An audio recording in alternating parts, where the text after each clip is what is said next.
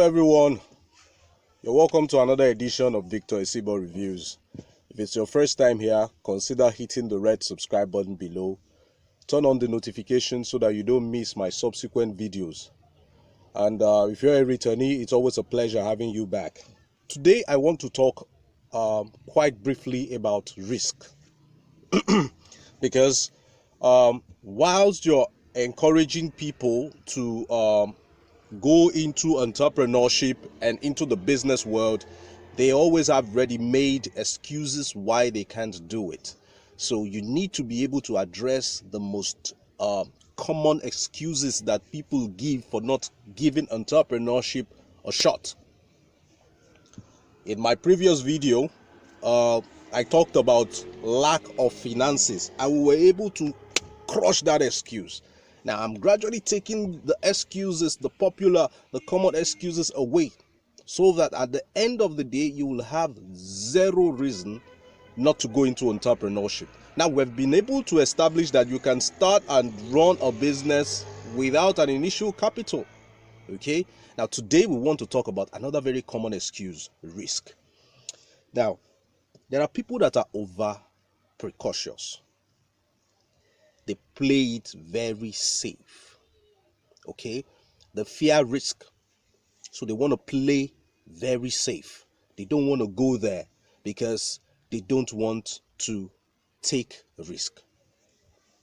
Now you tell them about a business model and they are thinking about the risk involved, but the question I always ask them is, have you thought about the risk of not investing in business? Have you thought about the risk of you squandering all this fortune that you have without investing it? Probably you won the lottery, probably you inherited some money. What about the risk of squandering it and going from grace back to grass? Is that not risky? That is risky. That is even a bigger risk.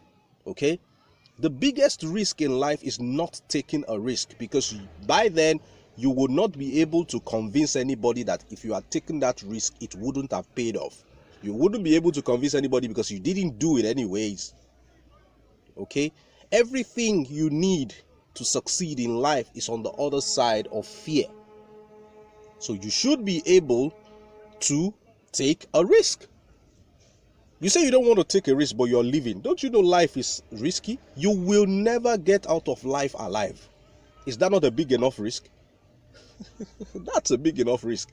If I showed you a room and I told you that in that room there's a potential of making money, there's a potential of being happy, there's a potential of finding self-fulfillment in that room, but if you go into that room you will not come out alive. There is gold in that room, there is money in that room, but if you go in there you will not come out alive. Would you go? You say no. This guy, you want to kill me. You say no, but you're in this life. Nobody will come out alive in this life. You will die. I can promise you that.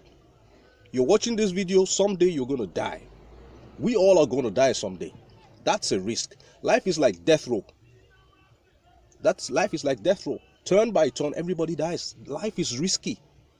So risk is an essential ingredient to make it in life, because life is an embodiment of risk. Okay, so go out there, take a chance. Take a chance. You stand a chance of making it if you're determined. Okay, I want to talk a little also about pessimism. Pessimism. You tell somebody a business model and you see them thinking. You think they are thinking about possibilities. The pessimist, when you tell them about the business, they already have 5, 6, 7, 8, 9, 10 reasons why they think that business will not work. A pessimist does not see anything positive.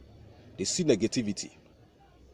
When there is water halfway in a glass cup, the pessimist will say this cup is half empty. A pessimist will say this cup is half empty. The optimist will say this cup is half full. Okay, so the pessimist sees something wrong in everything. Now, a quiet night, when the pessimist opens his window, instead of him to admire nature, admire the moonlight, he or she's going to say, oh, the street is quite deserted, very quiet. This is an essential ingredient for crime. When a pessimist sees a beautiful woman, he'll be like, she must be a prostitute. See how beautiful she is. They see negativity in every positive thing. So those kind of people are not people you need to have around you. And now, how does pessimism start? Okay, I talk a lot about reading. I talk a lot about information. Information shapes you. Okay, your thoughts, they shape you. The Bible says, as a man thinketh, so he is. Okay, your thought shapes you. When you feed yourself with negative news, you feed yourself with disaster, you feed your mind with natural calamities. Those are the kind of news you like to read on the internet. Oh, there was a bomb blast in Asia. You're interested to read it. Now, you see a news caption: wife divorces husband after 3 months of marriage. Because you're a pessimist, you don't want to get married, you want to read that news. See, this is why I'm not getting married. She divorced him after 3 months of marriage. Okay, woman dies during childbirth. You see, what's the point of getting married when your future wife can die during childbirth? If you want a reason not to do something, my brothers and sisters, you have plenty reasons not to do it. Okay, you have plenty reasons not to do it. So pessimism is also something that prevents people from going into the business world.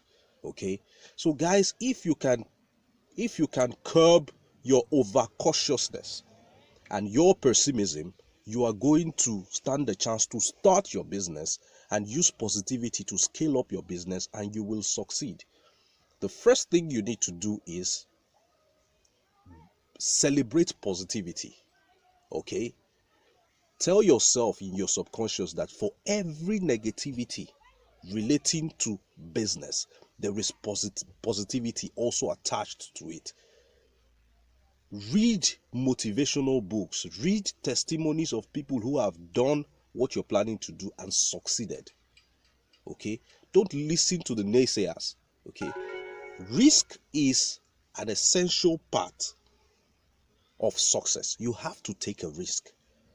You have to take a risk because your success is not in your comfort zone. The fear of risk is always garnished with negativity. The fear of risk is always garnished with negativity.